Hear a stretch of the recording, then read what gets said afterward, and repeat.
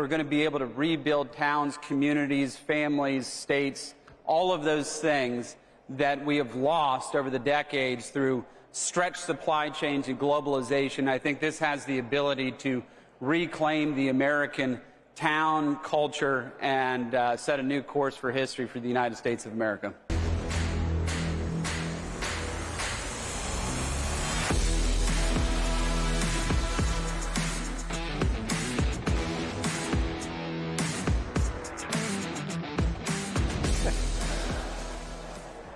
All right, let's get started. All right.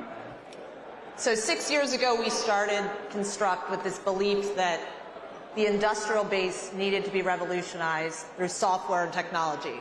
A lot of people looked at us like we were crazy at the time, and it's just kind of surreal to see, to be on this panel and just see this event. So just from a personal perspective, it's really amazing. So with that, Jim, we'll start with you.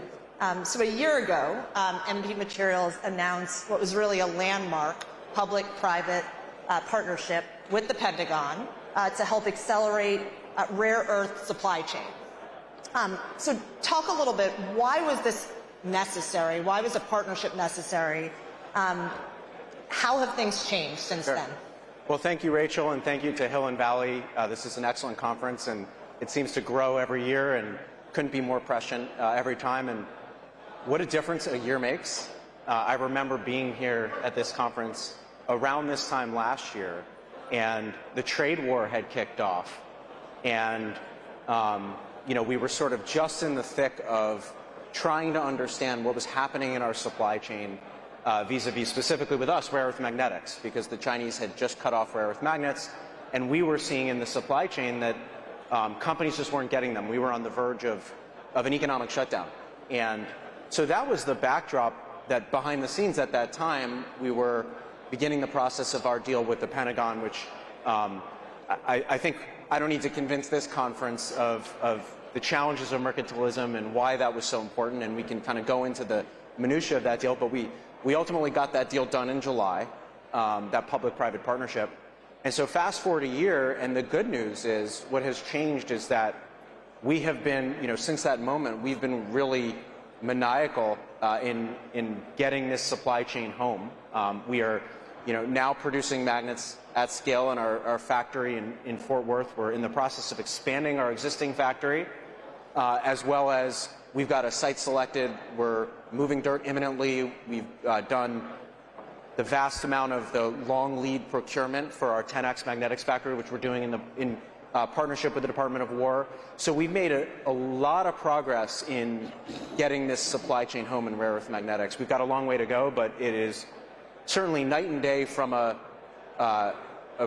industry perspective, industry and government perspective on how important this was, because we are underway in solving it. We don't need to convince anyone anymore. So it's a great optimistic scenario, at least in this vertical. That's great. And Congressman Moore, obviously you've been very focused on what we need to do from an industrial workforce perspective.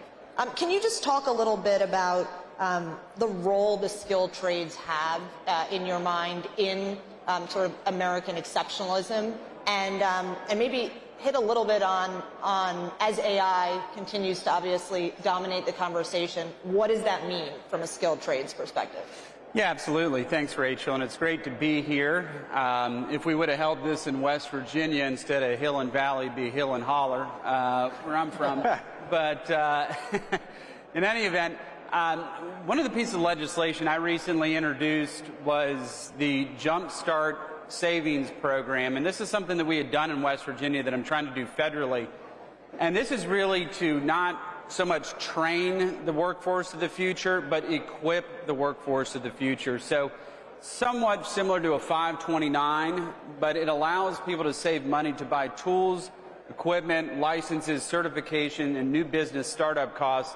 New business startup costs for a small business, somebody in the trades, is around $100,000 on average to start off with. Now, I have a lot of personal experience in this myself because I started my career as a welder, and there's a lot of good money to be made in skilled trades.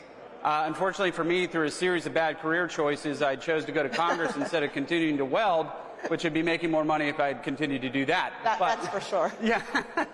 But in any event, no, I mean, it's not just about training the new workforce. It's training and equipping the workforce of the future. But look, this is a strategic imperative for the United States, and trying to reshore manufacturing here and build an economy. And you talked about AI. This is going to be a big part of the future of manufacturing in the United States, because it's going to be a force multiplier for the blue-collar workforce, because it's going to make people safer, it's going to make them more productive, and it's going to bring longevity to their careers in manufacturing and in the trades.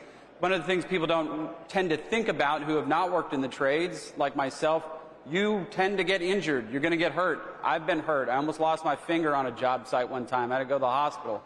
And so there's gaps in work and things like that. AI has the ability to mitigate, minimize those, and really create efficiencies and a safe work environment. So that's going to be part of that. And lastly, what I'd put on top of that is, look, if it takes 1,000 people in China, very low wage labor or slave labor, to make an item, 1,000 people over there, and we can do it, though, over here with 200 people with robotics and AI, creating greater efficiencies, but also making sure we're not just bringing jobs here, but good-paying jobs. That's kind of a qualifier that I think we need to put in this talking points that we always put out there. Jobs, jobs, jobs, good-paying jobs. We want good-paying jobs for American people here.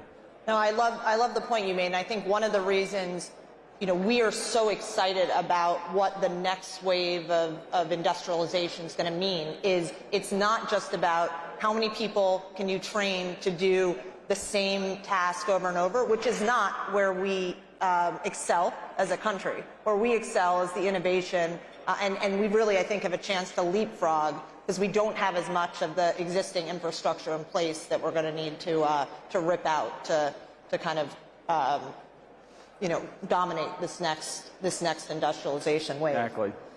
So, Secretary Duffy, you know, the Department of War has unveiled a very interesting acquisition transformation strategy, November of last year, which I think was an amazing alignment between the White House, between the Pentagon and Congress on really sweeping reforms. Can you talk a little bit about what some of your top priorities are from a reform perspective? You know, when do we think we're going to see results? How are you tracking those results? And what does that kind of look like, you know, over the next couple of years? Absolutely. Thanks, Rachel, for the question. Thanks to the host for this great event and for the invitation to be here. I think last November was certainly a watershed moment for bringing transformation to the acquisition system. First of all, I think you said it right. I like to say that we had agreement on both sides of the aisle, both sides of the river, both sides of Pennsylvania Avenue. Everybody agrees that we need to transform acquisition, which created tremendous momentum for us within the Pentagon to really leverage that, bring the best ideas forward, and drive change. And now that was just the beginning. It's going to be, like the Secretary refers to, as a war of attrition against a culture that is used to doing business this way for half a century. And so, you know, in that transformation strategy, we outlined 5 pillars. Rebuild the industrial base, empower the workforce, streamline the process, prioritize technical excellence, and resource system sustainment. And I think we've already started to see, even before the transformation strategy rolled out, I think MP Materials deal was the first of several deals that we've rolled out in the last couple of months where we're attempting to stabilize the demand signal over a sustained period of time so that corporations and investors can have the confidence to make an investment that will provide a return on that investment. Beyond MP Materials, we recently had at least a half dozen deals with Lockheed and Raytheon, where we've transformed, I think, a commercial model in the defense industry. We have incentivized these traditional primes to invest billions of their own money to triple or quadruple the production capacity of key munitions that we're dependent on to defend the country, where we have, certainly we have new entrants who are looking to establish low-cost alternatives, but being able to build these exquisite munitions at scale was a real challenge for us. And I think through the innovative thinking of our leadership with the Secretary and the Deputy Secretary, and partnering with Congress to get multi-year procurement so we can create a sustained demand signal, creates that certainty of demand to incentivize that investment. In addition to that, we're really working hard in the empowerment of the workforce. Last week, the Navy rolled out 5 new portfolio acquisition executives, and it's sort of common sense outside Washington, but it's how do you put the right tools and right authorities under one person who can be responsible for delivering a capability on schedule. So whether it's contracting, hiring, resource management, trading requirements to ensure we can prioritize schedule, all those things were traditionally distributed throughout the Pentagon. Now we're empowering one executive who can look across a portfolio and make the decisions they need to ensure that we're keeping on pace to deliver capability to the warfighter on schedule. So the operator in me has to ask, how do we measure it? How do we know it's been successful? Well, you know, I do, this is probably not going to satisfy the traditional kind of you measure, you manage what you measure, but I think we have to think about it from root cause, right? Why are we doing this? We're doing this because we need to win without fighting, deter our adversaries. So it's a hard thing to measure, but I always think, what are we doing that decreases the confidence of our adversary to take action and increases the confidence of our forces to ensure they can win action?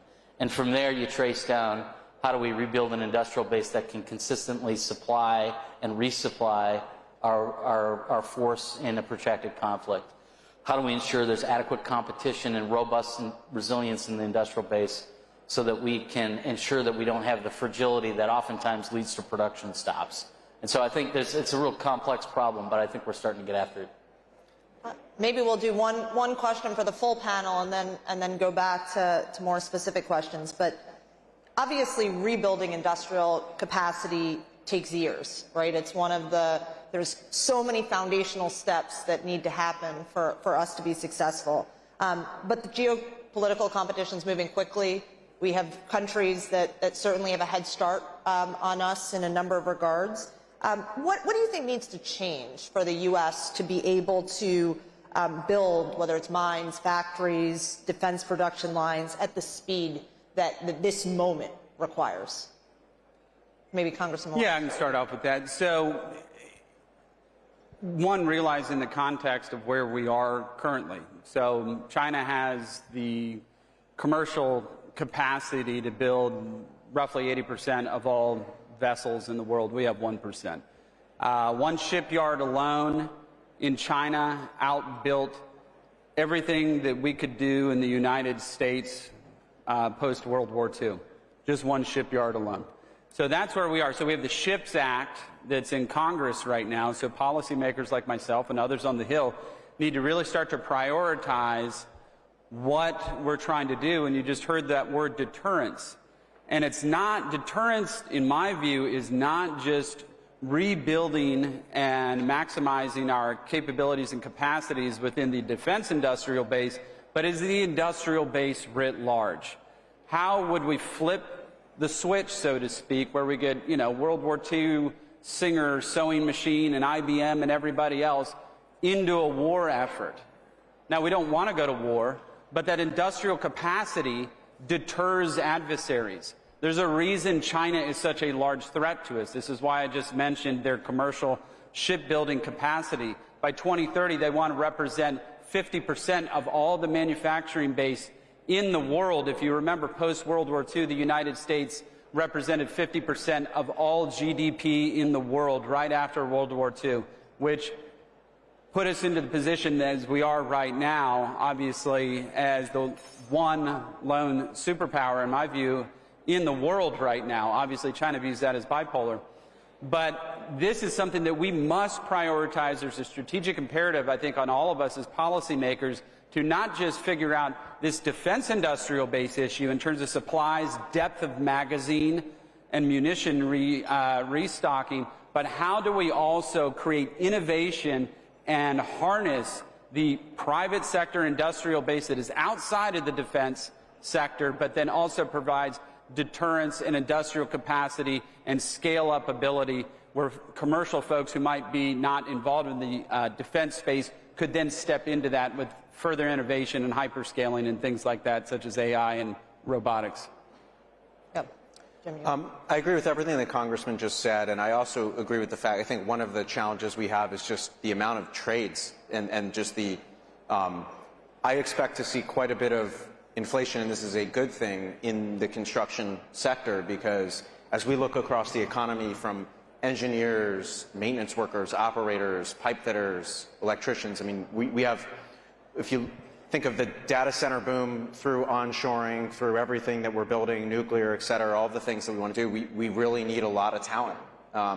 And so it's really important that we start thinking about how we can incentivize more training of that talent, and the math will take care of itself to some degree, but anything we can do on that front I think is helpful.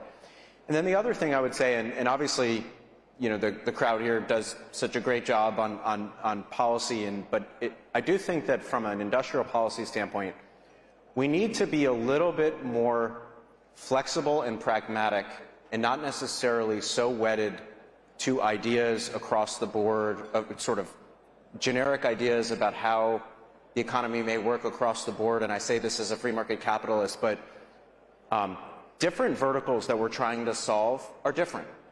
And there are some of these niche metals, for example, in the mineral space, where these are small markets, where it makes sense, where it's just a structural monopoly, that China is going to oversupply the market by many multiples, and if we're going to have an American option, we're going to need an option. But there's not going to be a market for many options. And so we're going to need to attack those verticals differently than in other areas where, for example, I think this morning we heard from Foxconn that, excellence in manufacturing requires scale and vertical integration. And there's going to be other areas where we need more of a national champion focus. And so I think sometimes when we talk about policy, there's sort of a one-size-fits-all. And I think we should be a little bit more flexible in how we think about these things, because not all market sizes are the same, not all problems are the same. And so, hopefully as we proceed, we don't just try to put one type of solution onto everything. I think from the Department of War perspective, well, first of all, I think we're starting to, but we need to recognize we're no longer the source of innovation inside the five walls of the Pentagon. And how do we shorten the life cycle from a concept or a need of what the warfighter needs, getting it into the hands of industry, and not in a fixed, constrained way, the way we have traditionally done that. One of the things that we've been doing is requirements reform. Instead of issuing a 500-page technical specification for precisely the solution that we need, we are working towards being able to state clearly what does the warfighter need, where do we have a gap within our joint force, and how can we leverage the innovation of industry to bring creative solutions to bear that would never find birth within the Pentagon. And then how do we get the process out of the way? So one of the things that's a challenge is we have a 18 to 24 month budget life cycle from the time a concept actually gets credibility inside to the Pentagon until we can actually get a dollar applied to it.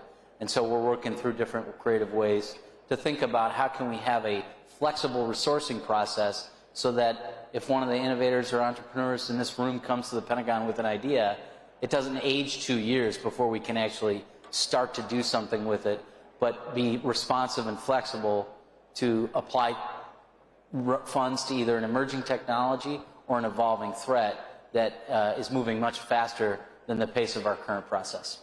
So what does effective collaboration look like between the private sector and government? I mean, as a venture capitalist, our biggest angst is 18 to 24 months. That's a whole funding cycle for most of our companies.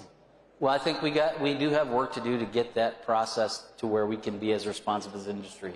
What we did in the last 9 months, as we've explored the munitions deals in particular, was regular, frequent, and direct conversations with industry. I think that's built trust. I think it's changed minds about how we need to do business within the defense industrial base.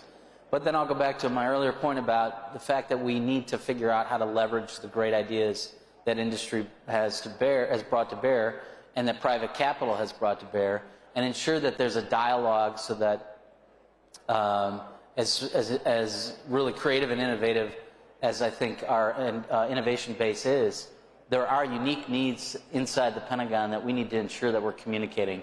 How do you train, supply, store, resupply our equipment in theater, right? And ensuring that we're making clear what those needs are when they accompany a unique prototype or technology will make it much easier to transition that technology into use within our joint force. Jim, you know, were really the trailblazer 10 years ago when you saw the opportunity within rare earths and you know, the full Mountain Pass opportunity. Kind of what, and obviously that was effectively written off. I mean, it was literally in bankruptcy at the time.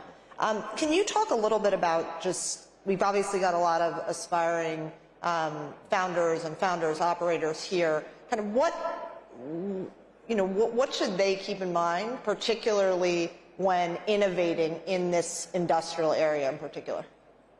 Well, first I would say one thing that we should all do together here is remind ourselves, because particularly given that this is, you know, a policy discussion, is public-private partnership is the norm, right? It is not an exception. I think in recent years we have, you know, we believe that it was some kind of, we were sort of in a just-in-time inventory world. It was a globalized world. And we got away from the things that, as a country, really led to great American success and dominance. And we go back through these periods throughout history. And, you know, so anything great that you see from sort of scaled infrastructure happened with public-private partnership. Railroads, aviation during World War II, semiconductors. There's many countless examples, and I love to give those. But there are so many examples throughout history that have that. I think if you look at the MP deal, you know, rare earth magnetics are unique. Our sector really requires vertical integration.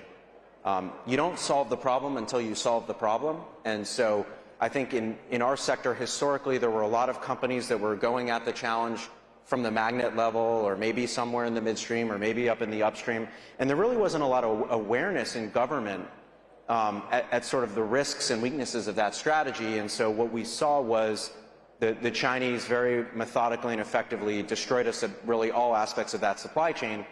You know, obviously, we were able to put together a vertically integrated business, and in our sector, I think that makes sense. You know, having a vertically integrated national champion when you're taking on two vertically integrated national champion-esque structures makes a lot of sense. What I would say is I go back to this idea, though, that verticals are different. So what makes sense in our vertical may not necessarily make sense in some of these other verticals. And I would just, so it sort of is bespoke, but the last thing I would say, and I think one thing that maybe this room understands but doesn't get sort of dissected enough, is that when we think about the deal that we did with DOW that sort of kicked off this boom, is that this idea of public-private partnership that really awakened with our deal, with sort of the uniqueness of the structure, also opened up the capital markets. So they're subsequent to that, aside from, you know, the other verticals, and, you know, I'll leave it to the others to determine whether or not, you know, makes sense in those other verticals and what deals should be done, but there were billions of dollars raised, right? The capital markets opened up in a much bigger way, you know, for these areas, for defense tech and for some of these areas. And that is a huge thing. That is a great thing. Our capital system is a great asset of the United States of America. And the fact alone that our deal could kick that off, you know, is a huge thing for some of these other verticals, which are all going to have, you know, some of their bespoke solutions along the way. So, Congressman Moore, obviously there's a lot of momentum, there's a lot of talk. What needs to happen to turn momentum and talk into real factories, into real jobs, you know, into real stuff being produced here? Well, I'll touch on kind of both in terms of the rare earths and defense, but I'll start with the rare earths. A lot of this is deregulation that needs to happen. There's a massive amount, there's a big regulatory framework there that has really been prohibitive over time to allow private companies like this to go and extract these rare earth minerals. I'll give you an example. In West Virginia, we have plenty of rare earth minerals. The problem is that they're co-located in coal deposits.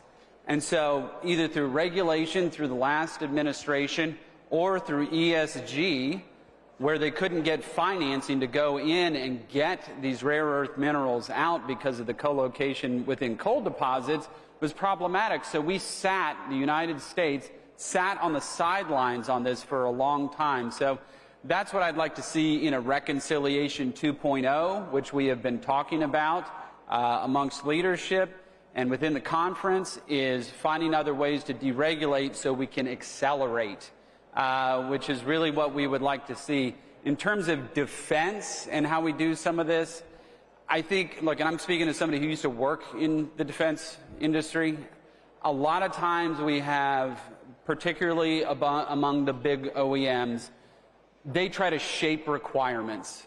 They're trying to shape requirements to a product rather than having the Pentagon sets requirements and then they're coming up with innovative solutions to those requirements that are also competitive in terms of dollars in.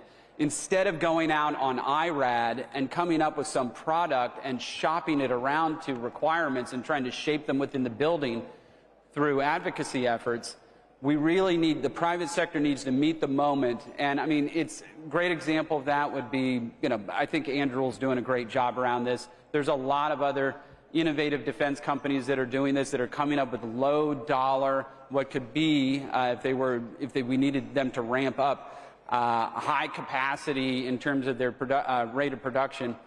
That's the type of stuff that we want to see, right? And so I think that's certainly starting to change. What the Undersecretary is talking about, what the Department of War has been doing to try to reorient that process, I think it's working. In my view, as somebody who's worked inside Congress and outside Congress within the defense sector, I think it is working. We are turning the ship, but remember, it is a battleship, so it takes a little while to make that full turn. But look, there's somebody sitting out here in this audience right now who's going to figure this out.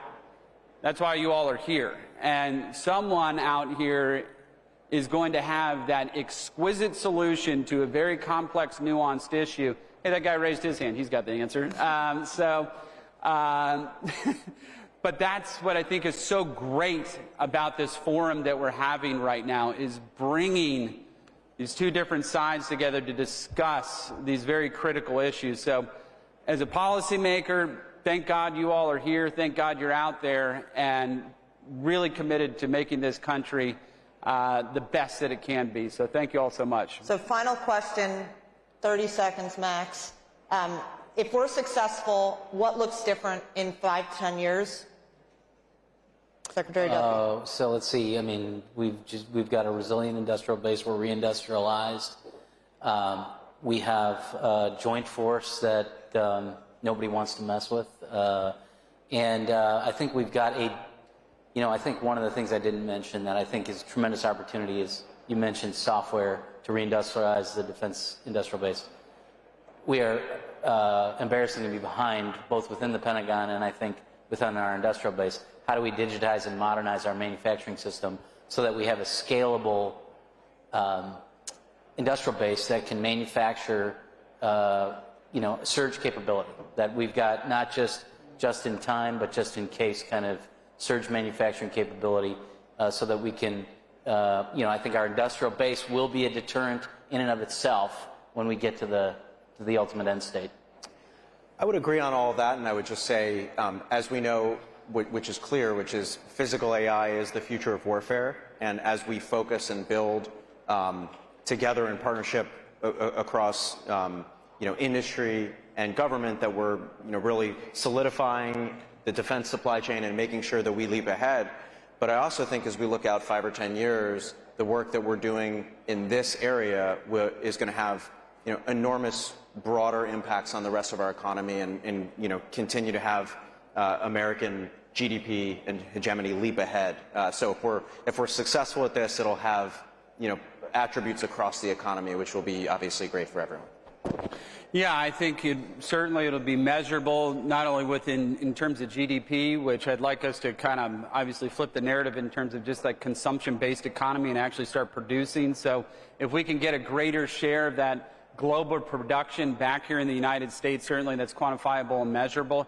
But the kind of unquantifiable intangibles of it all is bringing these jobs back and what that's going to do for towns like mine in states like West Virginia, that we're going to be able to rebuild towns, communities, families, states, all of those things that we have lost over the decades through stretched supply chains and globalization. I think this has the ability to reclaim the American town culture and set a new course for history for the United States of America. Yeah, that's what it's all about. Well, thank you, Secretary Duffy, Jim, Congressman Moore. Thank you so much for joining us today. Thank you, Rachel.